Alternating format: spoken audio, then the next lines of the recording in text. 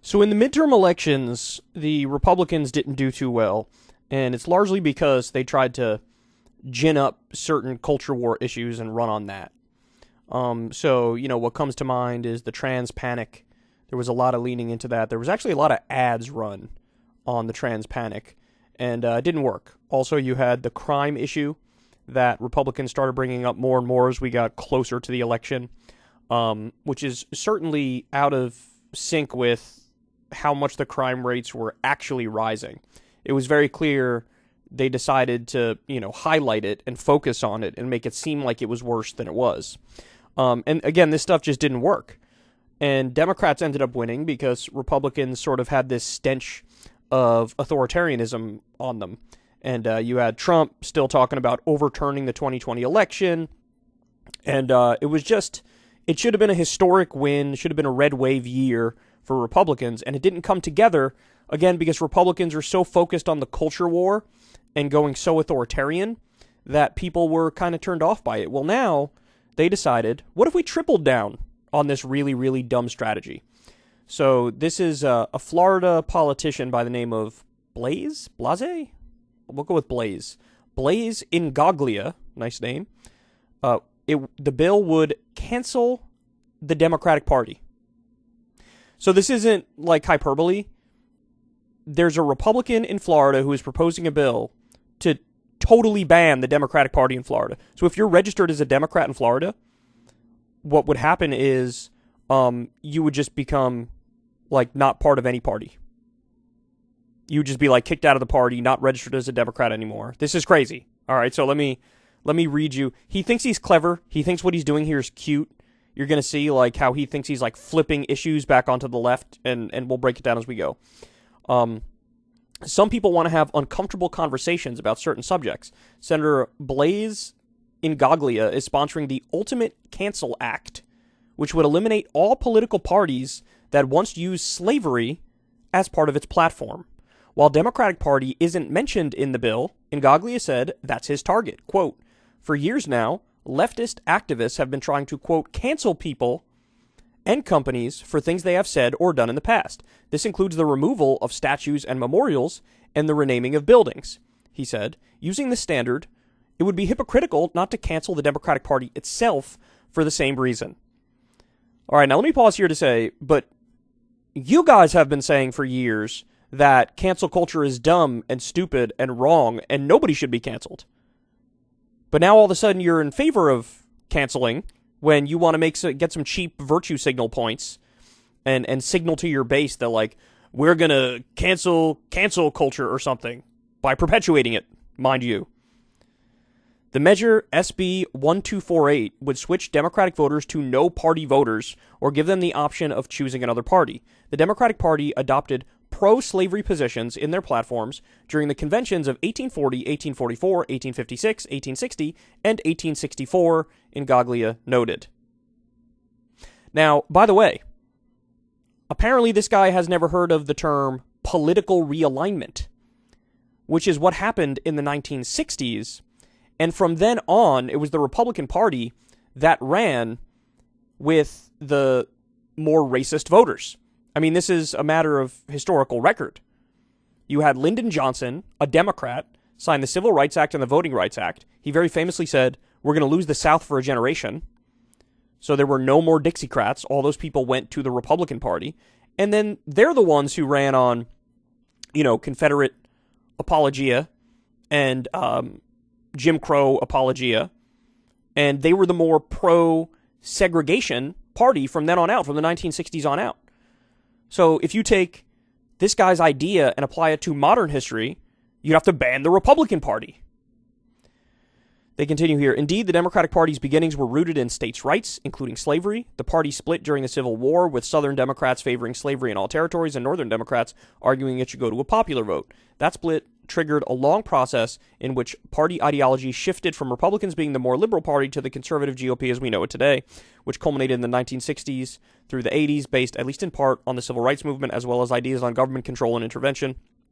A century after the Civil War, it was a Democratic president from the South, Lyndon Johnson, who signed the Civil Rights Act. The Florida Democratic Party condemned the bill in a statement, quote, "Presenting a bill that would disenfranchise 5 million voters is both unconstitutional and unserious. Under Ron DeSantis, Senator Ingaglia is using his office to push bills that are nothing more than publicity stunts instead of focusing on the issues that matter most to Floridians, such as reforming property insurance, addressing housing affordability, and combating climate change," the group wrote. "The sooner DeSantis and his puppets in the legislature learn that Florida is a democratic republic and not a banana republic, the better it will be for all Floridians." According to Ngaglia's bill, the division of elections would decertify any political party that has previously advocated for or been in support of slavery or involuntary servitude.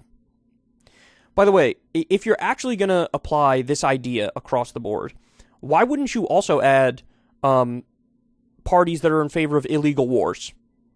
In which case, you'd have to get rid of the Republican Party and the Democratic Party. Why wouldn't you get rid of pro-torture political parties? You'd have to get rid of the Republican Party if you do that as well.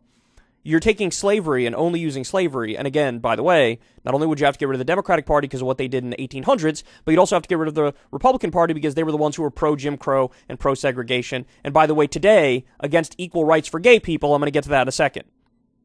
Okay? So this is silly. This is a virtue signal. This is nonsense. He knows this is nonsense. He's bringing it up. But what's funny is that the heart of the virtue signal here is we love authoritarianism.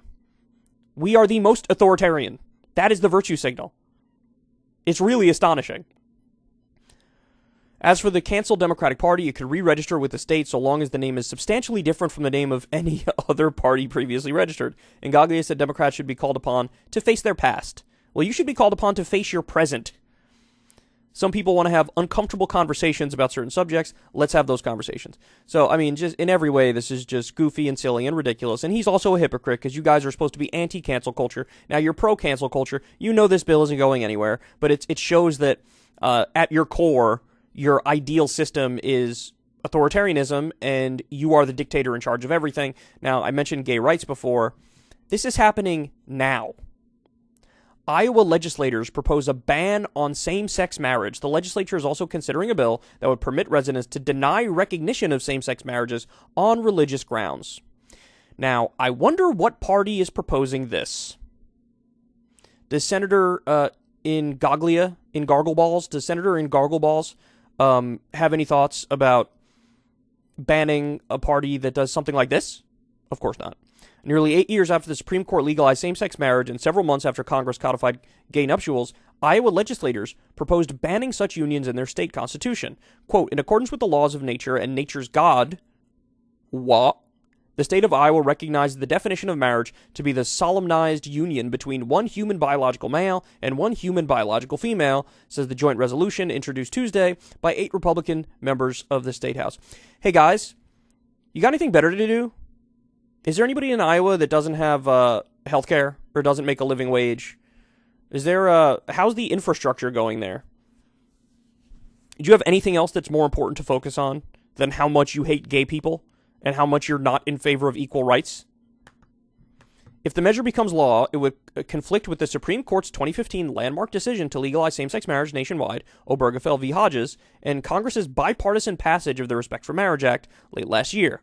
Therefore, it is unclear that such a law could be enforceable, as federal law and the federal constitution take precedence over state law. So let me pause here to really highlight this point. What these idiots are doing is totally fruitless, because not only do you have the Supreme Court saying the correct interpretation of the Constitution is that we give equal rights to gay people. So, in other words, the supreme law of the land is we have gay marriage, we have equal rights for gay people. But also, as they point out, Congress just passed a bill to bolster gay rights. Now, it's more of a compromise bill, and there's some more loopholes in that, right? But the heart of it still is gay marriage is allowed. Gay marriage is allowed. And so you have Congress, the legislative branch, and the executive branch declaring, making it the law that gay marriage is a thing. And then you have the Supreme Court saying the ultimate law of the land. The Supreme Court, the Constitution also backs that up. And these guys are saying, well, we're going to take our state with a population of 7 people and pass through the state legislature, try to ban gay marriage, and we're going to pretend like that's the ultimate law. But it's not. That's not how this works. That's not how this works.